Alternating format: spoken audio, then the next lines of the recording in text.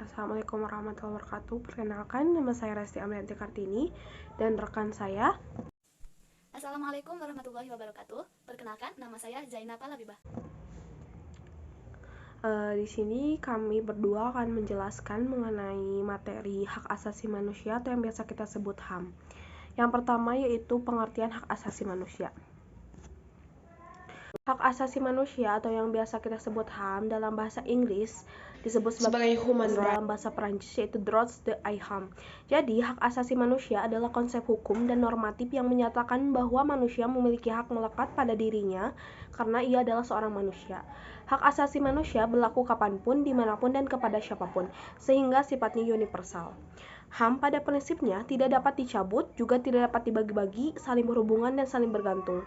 Secara konseptual, hak asasi manusia dapat dilandaskan pada keyakinan bahwa hak tersebut dianugerahkan secara alamiah oleh alam semesta, Tuhan, atau nalar. Sementara itu, mereka yang menolak penggunaan unsur alamiah meyakini bahwa hak asasi manusia merupakan pengejawantahan nilai-nilai yang disepakati oleh masyarakat.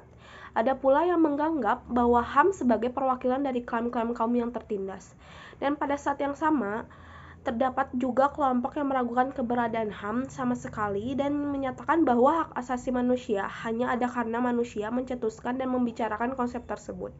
Dari sudut pandang hukum internasional, hak asasi manusia sendiri dapat dibatasi atau dikurangi dengan syarat-syarat tertentu. Pembatasan biasanya harus ditentukan oleh hukum, memiliki tujuan yang sah, dan diperlukan dalam suatu masyarakat demokratis.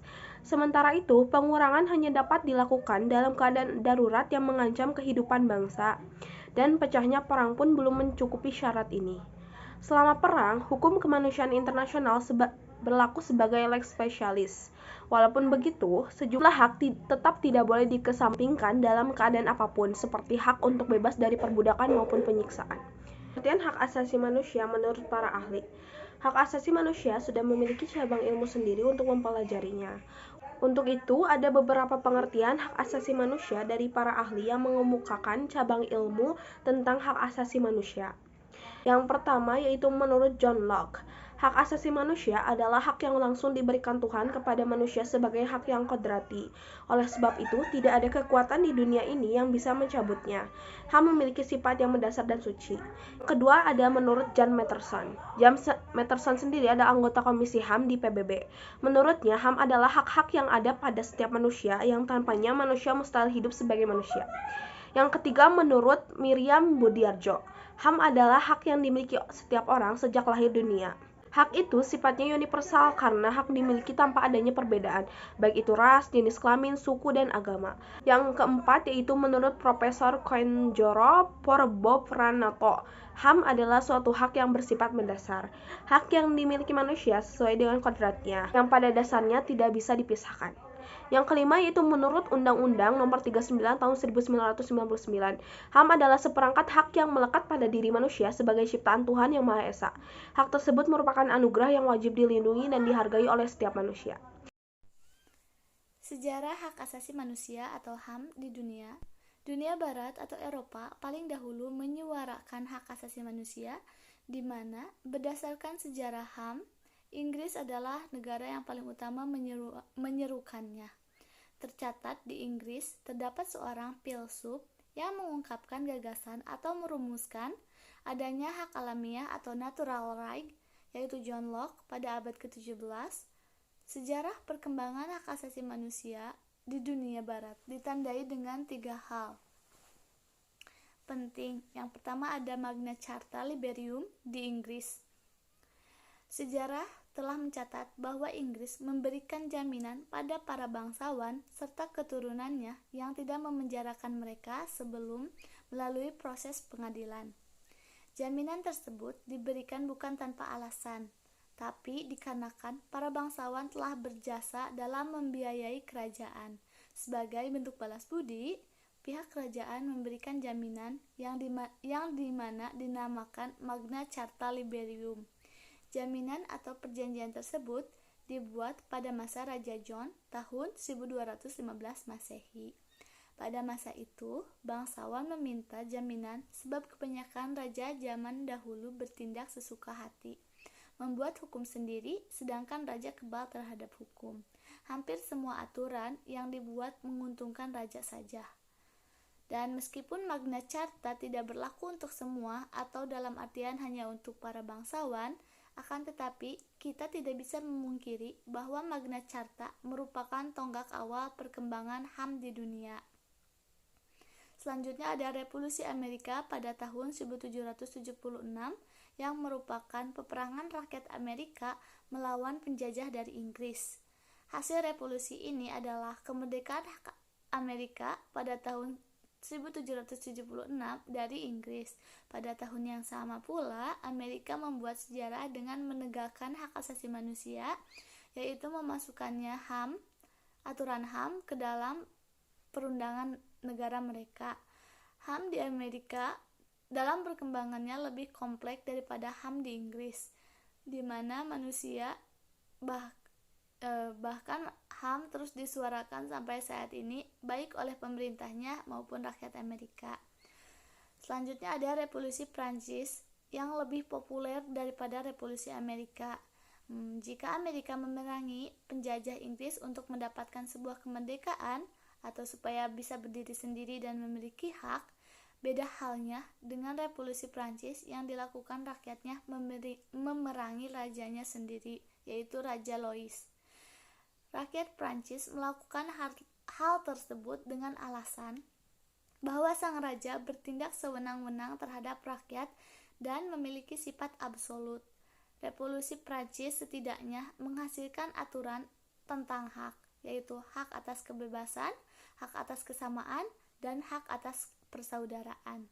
Selanjutnya ada Sejarah Hak Asasi Manusia atau HAM di Indonesia. Hak asasi manusia atau HAM di Indonesia dianggap sakral, diperjuangkan sepenuh jiwa, serta sangat sejalan dengan kehidupan berbangsa dan bernegara.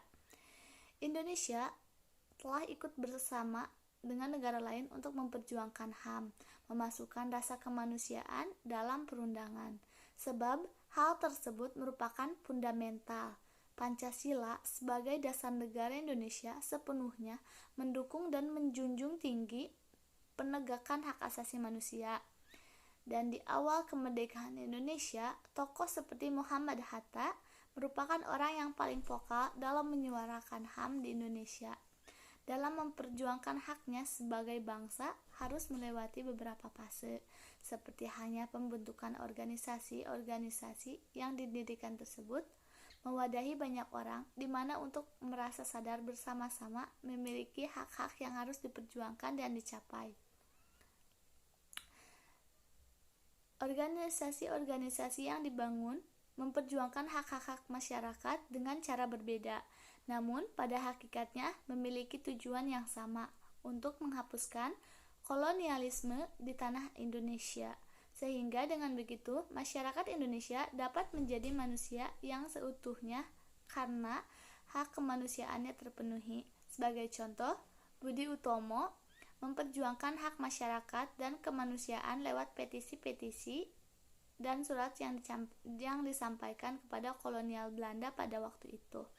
Kemudian ada syariat Islam yang berusaha memperjuangkan hak-hak kemanusiaan dan menghilangkan diskriminasi secara rasial. Kemudian yaitu sejarah penegakan HAM di Indonesia pasca kemerdekaan tahun 1945 sampai dengan 1950. Merupakan pasca lepasnya Indonesia dari Belanda serta secara sah telah merdeka. Pada masa ini, Indonesia memperjuangkan HAM yang berkaitan dengan masalah-masalah kemerdekaan serta mengatur, menyampaikan, dan mengemukakan pendapat di muka umum. Tahun 1950 sampai dengan 1959, masa di mana HAM mulai berhasil ditegakkan, ditandai banyaknya partai politik dengan ideologi masing-masing, serta pers yang memiliki kebebasan dalam menyampaikan fakta yang terjadi. Pada tahun 1966 sampai dengan 1998, masa di mana Presiden Soeharto menjabat 30 tahun lamanya. Pada masa pemerintahan ini lebih bersifat defensif serta pers tidak diberikan ruang untuk bergerak. Di masa ini juga banyak terjadi pelanggaran-pelanggaran HAM. 1998 sampai dengan sekarang, masa di mana pasca reformasi jatuhnya kekuasaan rezim Soeharto.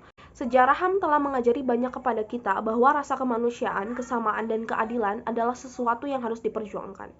Dari sejarah hak asasi manusia ini, kita tentu dapat belajar banyak. Semoga kita bisa menjadi manusia yang utuh. Materi selanjutnya yaitu mengenai perkembangan pemikiran HAM. Perkembangan pemikiran HAM dibagi dalam 4 generasi. Yang pertama yaitu generasi pertama berpendapat bahwa pemikiran HAM hanya berpusat pada bidang hukum dan politik. Generasi kedua pemikiran HAM tidak saja menuntut hak yuridis, melainkan juga hak-hak sosial, ekonomis, politik, dan budaya. Jadi, pemikiran HAM generasi kedua menunjukkan perluasan pengertian konsep dan cakupan hak asasi manusia. Generasi ketiga sebagai reaksi pemikiran HAM generasi kedua. Generasi ketiga menjanjikan adanya kesatuan antara hak ekonomi, sosial, budaya, politik, dan hukum dalam suatu keranjang yang disebut dengan hak-hak melaksanakan pembangunan. Generasi keempat yang mengkritik peranan negara yang sangat dominan dalam proses pembangunan, yang terfokus pada pembangunan ekonomi dan menimbulkan dampak negatif seperti diabaikannya aspek kesejahteraan rakyat.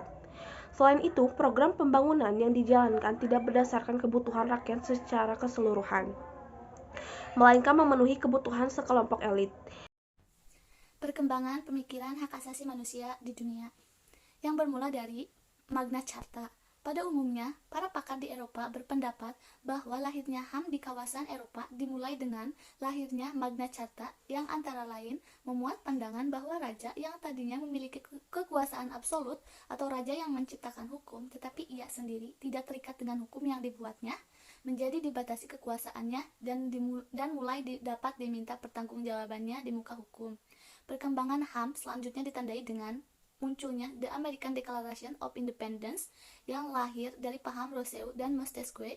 Mulailah dipertegas bahwa manusia adalah merdeka sejak di dalam perut ibunya, sehingga tidaklah logis bila sesudah lahir ia harus dibelenggu. Selanjutnya, pada tahun 1789, lahirlah The French Declaration atau Deklarasi Prancis, di mana ketentuan tentang hak lebih diperinci lagi sebagaimana dimuat dalam The Rule of Law yang antara lain berbunyi, tidak boleh ada penangkapan tanpa alasan yang sah. Dalam kaitan itu, berlaku prinsip presumption of innocence, artinya orang-orang yang ditangkap, kemudian ditahan dan dituduh berhak dinyatakan tidak bersalah sampai ada keputusan pengadilan yang berkekuatan hukum tetap yang menyatakan ia bersalah. Selanjutnya ada The Four Freedom, ada 4 hak, kebebasan berbicara dan menyatakan pendapat, hak kebebasan memeluk agama dan beribadah sesuai dengan ajaran agama yang diperlukannya, hak kebebasan dari kemiskinan, dalam pengertian setiap bangsa berusaha mencapai tingkat kehidupan yang damai dan sejahtera bagi penduduknya, hak kebebasan dari ketakutan yang meliputi usaha pengurangan persenjataan sehingga tidak satupun bangsa berada dalam posisi berkeinginan untuk melakukan serangan terhadap negara lain. Selanjutnya ada perkembangan pemikiran hak asasi manusia di Indonesia. Pemikiran HAM periode sebelum kemerdekaan yang paling menonjol pada in this party adalah hak untuk mendapatkan kemerdekaan serta mendapatkan perlakuan yang sama. Hak kemerdekaan sejak kemerdekaan tahun 1945 sampai sekarang di Indonesia telah berlaku 3 undang-undang dasar dalam 4 periode, yaitu periode 18 Agustus 1945 sampai 27 Desember 1949. Dua ada periode 27 Desember 1949 sampai 17 Agustus 1950 berlaku Konstitusi Republik Indonesia Serikat. Yang ketiga ada periode 17 Agustus sampai 15 Juli 1959 berlaku dalam Undang-Undang Dasar 1950. Yang keempat ada periode 5 Juli 1959 sampai saat ini berlaku kembali dalam Undang-Undang Dasar 1945. Materi selanjutnya yaitu mengenai macam-macam hak asasi manusia. Yang pertama yaitu hak asasi pribadi atau personal human rights. Hak ini merupakan hak yang berhubungan dengan kehidupan pribadi setiap orang. Contoh dari personal human rights ini adalah kebebasan untuk menyampaikan pendapat, kebebasan untuk berpergian, bergerak, berpindah ke berbagai tempat, dan lain sebagainya. Yang kedua yaitu hak asasi politik atau politic rights. Ini merupakan hak asasi dalam kehidupan politik seseorang. Contohnya yaitu hak dipilih dan memilih, hak dalam keikutsertaan kegiatan pemerintah, hak dalam membuat petisi, dan sebagainya. Yang ketiga yaitu hak asasi ekonomi atau property rights. Hak ini menyangkut hak individu dalam hal perekonomian. Contohnya yaitu kebebasan dalam hal jual beli. Yang keempat yaitu hak asasi peradilan atau procedural rights. Hak dalam memperoleh perlakuan sama dalam tata cara pengadilan. Contohnya adalah hak untuk mendapatkan pembelaan hukum. Yang kelima yaitu hak asasi sosial budaya hak terkait dalam kehidupan masyarakat. Contohnya adalah hak untuk menentukan, memilih, dan melakukan pendidikan. Yang keenam yaitu hak asasi hukum, legal equality rights. Hak untuk mendapatkan kependudukan yang sama dalam hal hukum dan pemerintahan. Contohnya adalah mendapatkan perlakuan yang sama dalam bidang hukum dan pemerintahan. Selanjutnya itu pelanggaran HAM dan pengadilan HAM. Pelanggaran HAM adalah setiap perbuatan seseorang atau kelompok orang termasuk aparat negara baik disengaja ataupun tidak disengaja atau kelalaian yang secara hukum mengurangi, menghalangi, membatasi dan atau mencabut HAM seseorang atau kelompok orang yang dijamin oleh undang-undang ini dan tidak dapat didapatkan atau dikhawatirkan tidak akan memperoleh penyelesaian hukum yang berlaku. Penanggung jawab dalam menegakkan restriction, pemajuan atau promotion, perlindungan atau protection, dan pemenuhan atau fulfill. Tanggung jawab pemajuan, penghormatan, dan perlindungan HAM tidak saja dibebankan kepada negara, melainkan juga kepada individu warga negara. Artinya, negara dan individu sama-sama memiliki tanggung jawab terhadap pemajuan, penghormatan, dan perlindungan HAM. Karena itu, pelanggaran HAM sebenarnya tidak saja dilakukan oleh negara kepada rakyatnya, melainkan juga oleh rakyat kepada rakyat yang disebut dengan pelanggaran HAM secara horizontal. Contoh kasus pelanggaran hak asasi manusia di dunia. Yang pertama ada rezim Benito Mussolini di Italia. Rezim otoriter pernah berkuasa di Italia sejak 1924. Aktor utamanya adalah Benito Mussolini, pemimpin paham fasisme di Italia. Mussolini memerintah di Italia pada periode 1924 sampai 1943. Yang kedua ada rezim Adolf Hitler di Jerman. Adolf Hitler dianggap sebagai salah satu pemimpin terkejam yang pernah ada di muka bumi. Hitler yang merupakan pimpinan Nazi di Jerman pada medio 1930-an terlibat dalam salah satu contoh pelanggaran hak asasi manusia jenis berat.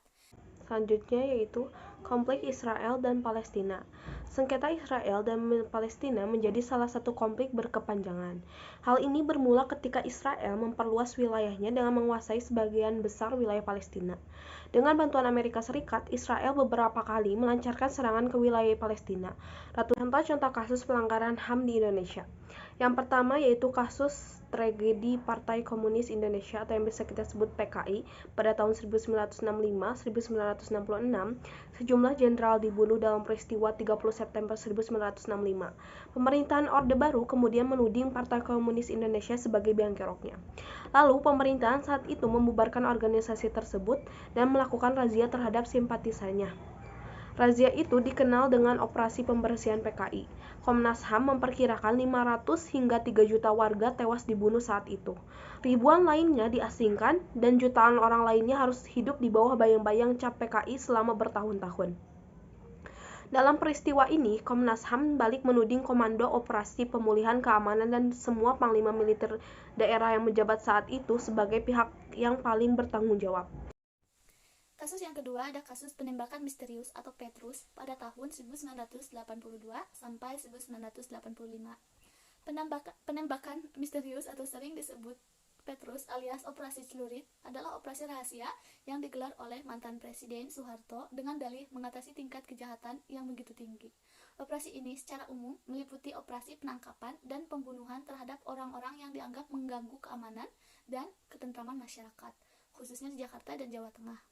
Pelakunya tak jelas, tak pernah terungkap, dan tak pernah diadili. Hasil dari operasi celurit ini, sebanyak 532 orang tewas pada 1983.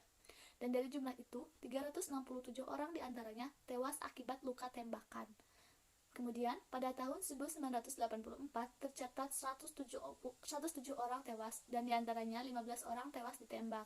Setahun kemudian, pada tahun 1985, tercatat 74 orang tewas, 20 diantaranya tewas ditembak. Korban tembakan misterius ini selalu ditemukan dalam kondisi tangan dan lehernya terikat. Sebagian besar korban juga dimasukkan ke dalam karung yang ditinggal di pinggir jalan, di depan rumah, atau dibuang ke sungai, laut, hutan, dan kebun. Di situ saja kami memaparkan materinya. Semoga apa yang kita sampaikan dapat bermanfaat bagi kalian semua yang menonton video ini. Terima kasih dan sampai jumpa lagi. Assalamualaikum warahmatullahi wabarakatuh.